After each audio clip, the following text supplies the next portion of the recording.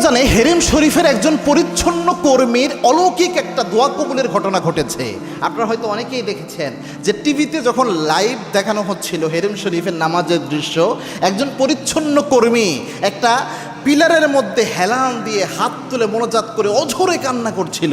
একজন বড়লোক কোটিপতি মানুষ তিনি লক্ষ্য করলেন হেরেম শরীফের ওই পরিচ্ছন্ন কর্মী সে হাত তুলে অঝরে কান্না করছে হাউমাউ করে পিলারের মধ্যে হেলান দিয়ে।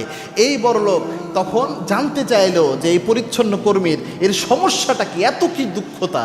দেখেন আল্লাহ রব্বুল আলামিন দোয়া কেমনে কবুল করছে। আল্লাহ রব্বুল আলামিন আল্লাহু আকবার।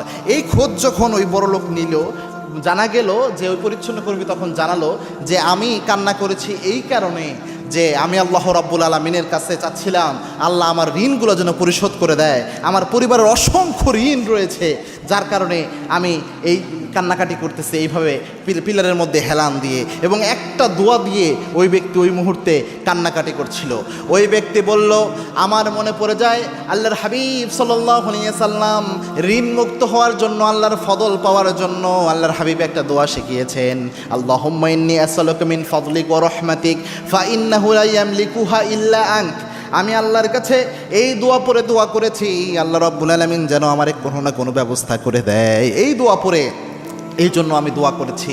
ওই যে বড় লোক যে ভিডিওটা লাইভ টিভিতে দেখেছে, দেখার পরে খোঁজ লাগিয়ে ওই ব্যক্তির যত ঋণ ছিল সে একা পরিশোধের দায়িত্ব নিয়ে নিয়েছে এবং ওই ব্যক্তির ঋণগ্রস্ত থেকে ঋণ মুক্ত হয়ে গিয়েছে। ওই পরিচ্ছন্ন কর্মী বলছেন আল্লাহর রহমত ছাড়া জিন্দিগিতে এটা সম্ভব হতো না। যে পরিমাণ ঋণ তার ছিল, তার পুরা জীবন সে যদি পরিচ্ছন্ন কর্মীর কাজ করতো তবুও হয়তো এটা পরিশোধ করা সম্ভব হতো না। অথচ এই রমজানে এইভাবে দোয়ার বরকতে আল্লাহর একজন গোলামের অন্তরে আল্লাহ এই মহাব্বত তৈরি করে দিয়েছে, এই ব্যক্তিকে আল্লাহ বিপদ থেকে উদ্ধার করে দিয়েছে।